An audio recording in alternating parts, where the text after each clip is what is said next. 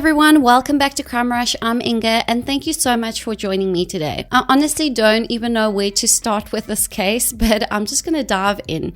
We are going to be talking about another former teacher who got extremely inappropriate with her students. And like I've been saying, this has been happening a lot lately, especially in the US and especially with female teachers. But this case actually took place in 2019, and unlike the other cases we've been talking about, this teacher has actually been sentenced, and she's going to be spending a really long time behind bars. I'm talking about none other than Brittany Zamora. Have you heard of this case? Well, let me tell you, if you haven't, buckle up because this is going to be a wild ride. But before we dive in any further, now is the time for you to help me out by liking this video. And if you're a true crime enthusiast, make sure to subscribe. Also, while you're at it, click that bell notification button so that you never miss an upload. Please note that I get all my information from public sources and I just report it back to you guys. Also, if you are sensitive to this type of content, please switch it off and turn away. You have been warned.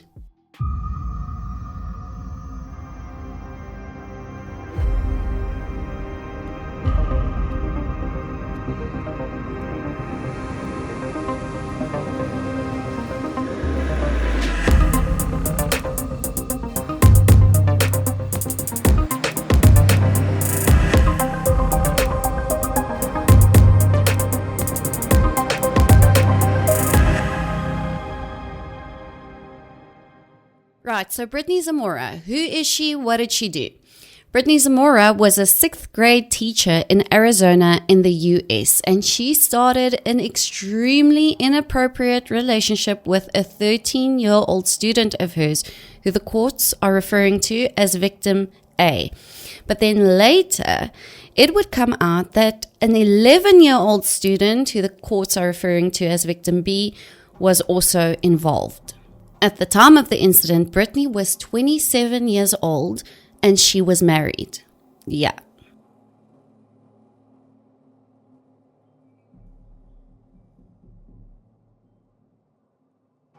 But how did all of this happen? I mean, how did Brittany go from this to this? Brittany graduated with honors from Arizona State University and then took a job as a 5th grade teacher at Littleton Elementary School in Avondale. The students all loved her, and in 2016, she was even awarded Teacher of the Year, and in 2017, Teacher of the Month. She was also in the process of working towards a master's degree, but things started to go downhill when she was offered a position at Las Brisas Academy Elementary School in Goodyear, Arizona, by the principal of the school, Timothy Dickey. Timothy had worked with Brittany before and thought she was an incredible teacher. She was great with the kids, she was extremely passionate about her career, and he felt she would be a great addition to the teaching staff at Las Brisas. So I was the one that told her, hey, there's a 6th grade position open at that school that, she knew I had gotten a job here, and, she was a good teacher, and I thought she'd be a great fit, and I thought she'd be good. So she accepted the job offer and started working as a 6th grade teacher at Las Brisas Elementary School in 2017. Victim A was in her class and he told the police how it all started. Before we all left, she said, hey guys, I'm going to be at school, so if you get bored, text me, because I'll be really bored. And I said, hi Miss Zamora, and then she texted back hi, and then we just started texting. Okay, so hold up. I have a question for my American audience. Is it normal for your children, any child in school at any age, to text their teacher? Because that's definitely not normal where I come from, and I'm quite interested to know if this is a normal thing that happens all the time. If it is, I think we should look at changing that because it's obviously not giving the best results here. But the weirdest thing for me about this whole thing is that she actually tells the class, I'm going to be off tomorrow and the next day, so please text me because I'm going to be bored. She's a grown woman. This is really inappropriate. Who's going to want to talk to a bunch of 13-year-olds when you are 27 years old and married? It's all just extremely strange. But victim A, the 13-year-old boy, takes her up on this. and he actually texted her. And they were texting back and forth. And he said after a while, it just all of a sudden turned to flirting. And this is how he said it happened. Tell me everything about the flirting. Start at the beginning and walk me through it so I understand about the flirting. I don't remember how it got like really intense, but we would like flirt and like say like she would like be like, "Oh, MJ, I love you," and I would tell her I love her too. And then she was like talking about how she wanted to do stuff with me, and I'll tell her that I wanted to do that too. And unfortunately, it didn't end there, okay? Because according to the police, Brittany and victim A, the 13-year-old boy, had at least 4 sexual encounters, and the boy claims that she initiated it all. The first time we kissed, like I was saying bye to her and I gave her a hug and she like started kissing me, so I kissed her back. He even went on to say that Brittany would call him up in the middle of the night and ask him to sneak out of his house, and she would sort of park down the street and he would run to her car to perform sexual acts with her there. Yeah, we're like texting and then like we were like texting, and then I told her that I was at my grandparents' house, and she said, "Let me come over." I said LOL, and then with like laughing, and I put heart emojis, and then she's like, "No, I'm serious," and I was like, "Okay." But before that, we called before. So she came over and... I went into her car though. Like she parked at the other end of the street, and she said, "Okay, I'm here," and then I just walked outside. And then one of these encounters would actually take place at the school in her classroom after a talent show. And victim A, the 13-year-old boy, actually said that when she called him into the classroom for this encounter, he didn't actually take off his pants all the way because his teacher, Brittany, was wearing a dress, and she just pulled the dress up and pulled her underwear to the side, which is so sick. And unfortunately, this is where victim B, the 11-year-old, also gets involved because Brittany thought it was a great idea to get this 11-year-old student of hers to be lookout while she SA'd his 13-year-old friend in the class. It's all just so sick. We were doing a talent show thing, and I was saying bye. Me and my friend were about to walk, and like I was like saying bye, and then I grabbed my backpack, and like my friend was like messing with her computer, and then she's like kissing me and everything, and like she was like, "You want to go in?" And I was like, "What?" And she's like, "You want to go in?" And I was like, "Sure." And then like the same thing, I didn't take my pants off or anything, but she was wearing a dress, so she just pulled her underwear to the side, and then I was in there for like a minute, and then I was like, I don't know, I was like, "Alright, I gotta go." And this is what the 11-year-old had to say about it. I was one of the witnesses, or one of the people that saw Ms. Zamora and my friend touch each other. Was Miss Zamora saying anything? No, they're just doing it. It was very uncomfortable. So that's why the second day they're doing stuff, I just left the room. Victim B, the 11-year-old, did go on to say that at least she never touched him physically or did any of that stuff with him. So while I am grateful that she didn't do that, I don't think it makes us feel any better about her, but at least she didn't do that with him. And I think now is a pretty good time for us to look at the text messages between Brittany Zamora and her student, victim A, the 13-year-old boy. Brittany, what you doing? Victim A, thinking about your sexy self. Brittany, oh baby, I wish you were with me. Victim A, I want you, baby. When can we again? Brittany, I want you too, baby, so bad. Whenever we can, you know I'm down. Like you for real, get sexier to me every day, LOL. Victim A, I want to so bad, baby. Those times weren't enough for me. Brittany, me neither, baby. I want you every day with no time limit. If I could quit my job and you all day, I would. That literally makes me sick to my stomach, honestly. It's hard to even read out loud. But I think this world has just gone absolutely nuts for the most part. What's happening? Huh? And that's not all of the messages, let me remind you. That's just to give you a feel of how the conversation went between her and her student. And then reportedly, they were starting to get a little bit careless at the school. They were flirting with each other quite openly, and some reports even claim that she was showing favoritism towards victim A, the 13-year-old student. Some even said that she was giving him good marks when he didn't deserve it. And even though we don't have proof of that, I definitely would not put that past her at all. But like I said, the kids started to pick things up. And then in February of 2018, 3 6th grade girls actually picked up on, let's just say, some unusual behavior between their teacher and victim A. And they wrote notes to the principal, Timothy Dickey. So Timothy Dickey, the principal, gets these notes from these girls. He obviously calls them in and he gets them to write 3 statements. And then he said he started his own investigation. I pulled multiple students and asked them questions and didn't really get a lot of information. I got a lot of, that she favors him, he gets away with more things than other kids. I was getting consistent stories from all of them. These are rumors, kids shouldn't be saying these things, this could affect your career. It's the same type of thing. Kids spread rumors and kids say things, and it's kind of common as an administrator, right. And that's typically what it ends up being, you know what I mean? The first thing I did was that I commended the 3 students that came to me and gave me a written statement and said, those 3, I didn't specifically give names, but I said those students that came to me did the right thing.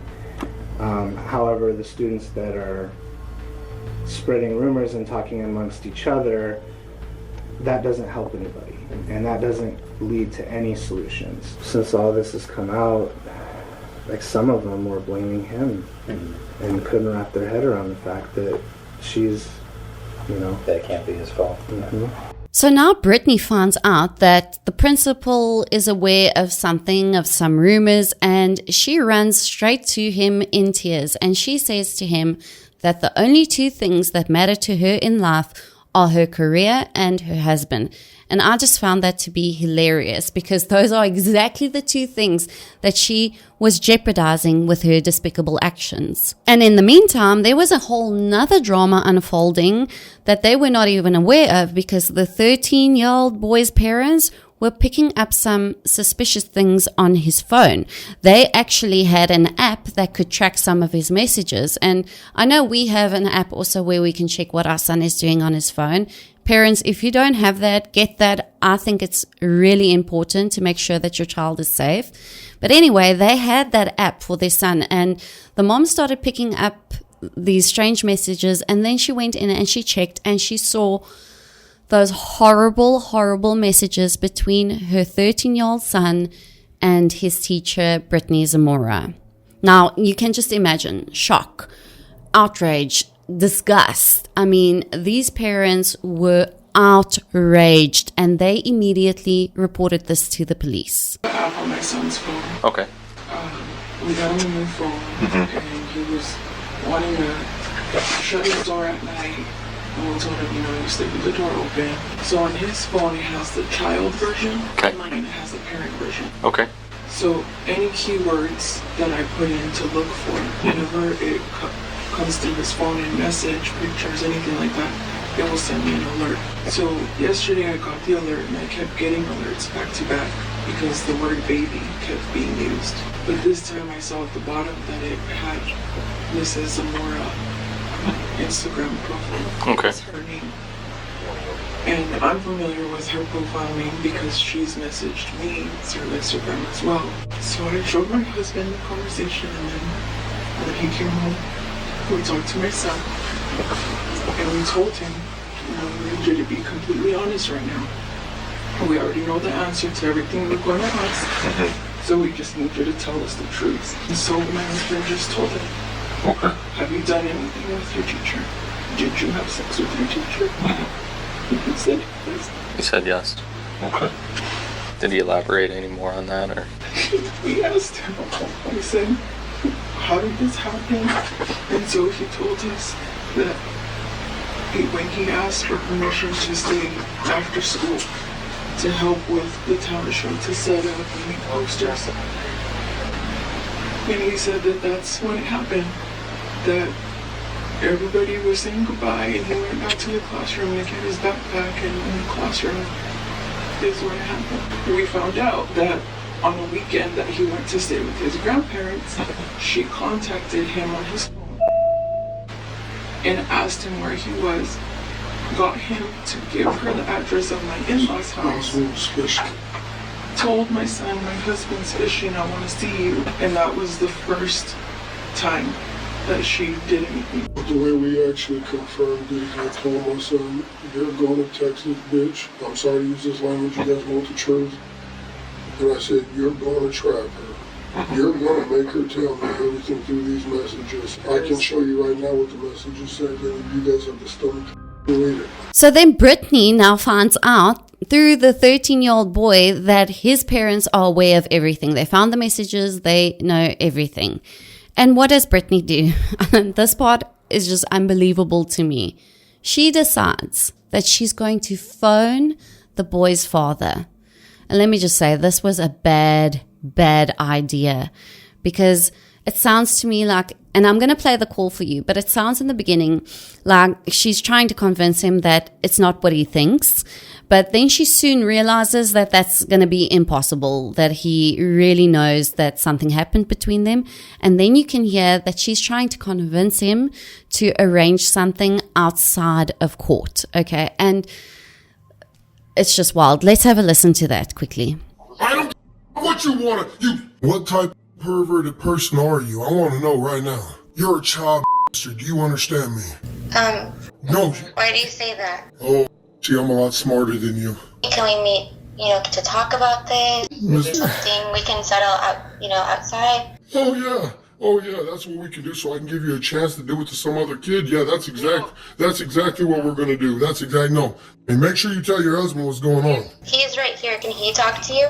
Oh yeah, put your husband on the phone. She's done so much, and she made a huge mistake. The biggest mistake of anybody could ever make in the whole entire world. But think about, God preaches forgiveness, man. Your wife decided to be a monster and prey on a child. She scarred my son mentally. Do you understand what a 13-year-old boy did? Have with a teacher? Do you get that at all? Do me a favor. Do not call this number back again. The next time you'll hear from me will be in court. What was she thinking? I can't even imagine how she thought that was a good idea. And then the husband still comes on and asks the dad to forgive. This is still so raw at this point for these parents. How can you even ask them to forgive? At that point, it's not even about forgiveness. And listen, I believe in forgiveness, but they also have a responsibility to report this, to make sure that this never happens to another child again. So I just think it was extremely out of line for her and her husband to contact them and to ask that of them. And that dad, I was listening to that call with I didn't know where to look, what to do, because it was just so I was rooting for that dad, because I could hear how angry he was, but I could also hear that he was still holding back. And I fully support every single word that he said to her. And I still don't understand how they thought that was a good idea to phone the parents. But not too long after this call, the 13-year-old boy's parents actually phoned her back. But this time they were prepared, because they actually had the detectives listen in on the call. I just don't know why you did this. Honestly, I just got really close after I think everything went down, and we were like, oh, how could that happen? And then. Okay, so now police literally have everything they need. They listened in on the call, they heard her admit to everything, and then they go and arrest her on the 22nd of March in 2018. We need to make sure we have the right subject though. Kathy, you should have a picture of him while you know. Yep, I'm on. So as I said before, this officer has a body cam on him as well, so just to make you feel more comfortable, even though... Hey Brittany, come on over here. Yeah. Did you double lock? I didn't. Okay. Brittany, I'm going to turn your wrist in here, okay? No, we just want to make sure they don't pinch you. Okay. So we double lock them so they don't close any tighter, okay? That way they don't hurt you. Otherwise you squeeze shut.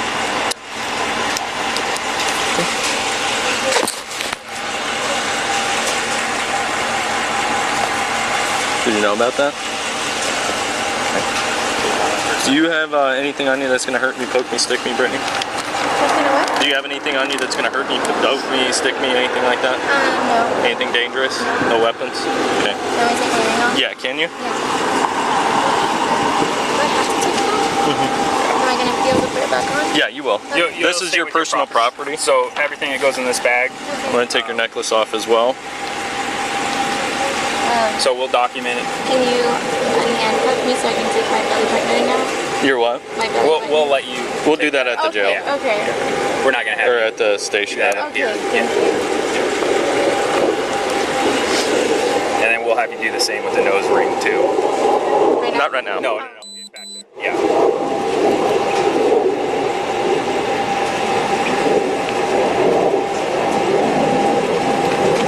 I got it. Okay. All right, go ahead and face the vehicle for me. She says she does have a wire. A wire? Okay. All right, what I'm gonna do is a blade technique. I'm just gonna go below the breast, okay? And then you're wearing a dress. Other than that, you don't have anything stuffed in your bra? No. Okay. Okay. And then is this just an outer?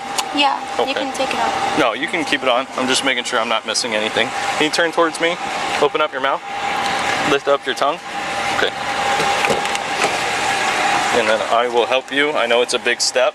I'm only 5 foot. I know. I feel it. Ready? Yep. Okay, thank you. Okay. And scoot your butt a little forward, and you're going to be able to lean back and put your arms right here. So it's kind of a cutout a little bit. Like this? Yep. Yeah. Sort of. And Try you not can. to put your weight on them. Yeah. They are metal, so they don't bend. And then I know you're short. You're just like me, so that thing's going to be right in the face.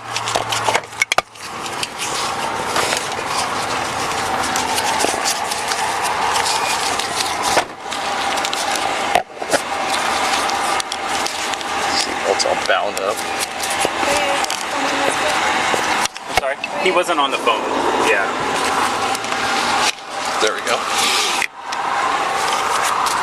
What happens with my car? We're gonna tow your car, Okay. and whenever we're gonna bring you down to our station. Okay, you're gonna speak to a detective, and they'll kind of explain what's gonna happen. So if you have any questions, I know you want to know the answers now, but I can't provide you those answers. I understand. Information, but I can tell you right now the car is going to be towed, and it's either going to be towed for the purpose of the arrest or for evidence. I don't know which one it would be. Like I said, I don't know the details of the case. Okay. Do you need a tow slip? I believe I have one, but while you're here, I better. Brittany was charged with sexual conduct with a minor, attempted molestation of a child, and public indecency in connection to relationship with a young student. She went to trial, and I want you to listen to the impact statement made by victim A, the 13-year-old boy's parents, and I think the attorney is actually reading it on their behalf here. I feel that my son, victim A, has been severely physically, mentally, and emotionally affected by this traumatic experience. Brittany Zamora betrayed our trust. You betrayed our trust and changed my son forever. Before, he was an innocent child, and now you stole his innocence from him. Now he feels he's older than what he is, but he is not. He's still a boy. He doesn't know his boundaries now. You've damaged his perspective on women, girls, love, and people in general. He may never be the same. He's lost trust in himself. He's lost trust in those around him, those he should trust, his teachers. But he has all the love and support of his family, and together we will help him in every way possible to secure himself for the future. His life changed dramatically after what you did, Brittany Zamora. And he's having a hard time dealing with these changes of school, changes of location, geography, friends, and sports. Not to mention having a hard time dealing with cruel kids gossiping about him, social media gossiping about him. He can't sleep at night. His thoughts wander. He remembers what happened and how it affected him, and now how it's affected his family as well. It makes him angry. He doesn't know who he is anymore, and he's trying to find himself again. He gets a lot of headaches. He's depressed on almost a daily basis. He sleeps on and off during the day. He's stressed, anxious. He has a lot of mood swings and emotions he can't deal with in a healthy way. He feels numb and confused about his life and scared for his future. I could never have imagined also how hard it is to find counselors who are willing to help when there's a criminal or civil matter pending that they may inevitably become involved with. I understand that regardless of how skilled the counselors may be in the field of child sex abuse, knowing that they're going to likely face lawyers trying to minimize the impact of this abuse on my client's son, the attorneys, for example, representing the school district, in this case that I'm involved with, his family and me, is intimidating for those counselors. The research on male child sex abuse is frightening, scary. In the record is a citation to a book on the subject. And we had victim A, boy you molested, examined by Dr. Gartner last year. He wrote in May of 2018, victim A is currently traumatized by not being able to finish his school year, and he certainly is aware of the traumatized reactions of his parents, which in turn are likely traumatizing him. He has strengths that seem to be blossoming under his father and stepmother's care, but his temper and tendency to act out angrily may develop into full-blown problems as he matures. In particular, since sexual abuse and assault are interpersonal betrayal traumas, and I know you have studied these things as a teacher, they often have serious implications for future interpersonal relationships. Therefore, as victim A further matures, he needs to be watched, supported, and discouraged in the areas most common among sexually traumatized men. Difficulty having interpersonal relationships, especially intimate ones. Aggressive acting out when he loses his temper, defiance against authority, problems with keeping boundaries with others, especially those in authority or who are romantic partners, addictions, compulsions, emotional numbing, sometimes alternating with inability to control emotional outbursts, an unusual need to control others, perhaps like you, difficulty with trust, self-esteem, and such symptoms as depression, anxiety, guilt, shame, low self-esteem, self-destructive or self-mutilating behavior, eating disorder, antisocial personality disorder, behavioral problems, and post-traumatic stress disorder. Within a reasonable degree of psychological certainty, these may lie in my son's future because of you. I hate you for what you did to my son and my family. We should not suffer for your sick pleasure, but we all are. I strongly feel that the plea deal is too lenient for you, but I support the plea deal and ask that the court award the maximum under the plea deal. You should never have children. You should never be close to children, even in your own family. You're going to be almost 50 when you leave prison, as the maximum sentence is. And I hold out few hopes that you'll be truly reformed by then. I think you suffer from a mental sickness that will never go away. Society should be protected from you. And I think you should be more strongly punished as well. Punishment for yourself and to show others not to follow the path you followed. I'm also angry at those who say that they think abuse like this of a woman on a young man is somehow less serious because it happened to a boy and not a girl. They show those that think that way some of what's bad about you, Brittany Zamora. Maybe you found your behavior somehow less evil because you're a woman taking advantage of a boy. No good mother wants her children to lose their innocence like this before they're truly ready. No good father should feel differently. And every child, no matter their sex, deserves to enter puberty and adulthood free of monsters like you and what you did. I've had problems sleeping myself and interacting with family and friends. I feel depressed myself, cry at night when I'm alone. I'm so broken-hearted and mournful for my son and what he's had to endure with a teacher we all thought he should trust, but instead took advantage of him. And let me remind you, there is also the 11-year-old victim B, and this is what his mom had to say. This was her impact statement. And place for my family and my son, who at the time of this crime was only 11 years old. He is a straight A student who loves school. He is a kid that lights up the room with positivity.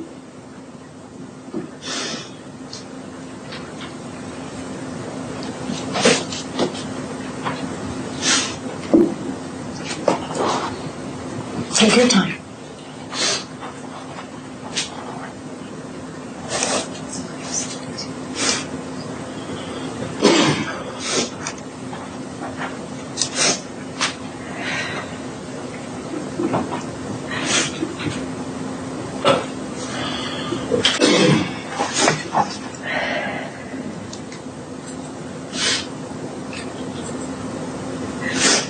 You can't help but want to be his friend. During a time of 6th grade, in Miss Zamora's class, I started to notice a change in him. He wasn't that happy kid anymore. He became quiet and distant. When I found out of the disgusting things that my son witnessed at school, a place that every parent trusts to drop their child off every day, is when I realized why he changed. He witnessed sexual acts between Miss Zamora and the other victim that no child should ever have to encounter. At times he was told to be a lookout. He felt so uncomfortable that he removed himself the second time. Instead of teaching subjects like math and English, she showed him pictures and asked him about his private parts. She tried to groom my child into believing that this behavior was okay. We tell our children to listen to their teachers, and Miss Zamora used her position as a teacher to keep my son quiet by telling him that she would be thrown in jail if her secret got out. She knew this was wrong. She's a true definition of a child predator. Miss Zamora starts a friendship with these boys and gains their trust and then lures them in for her own sick sexual desires.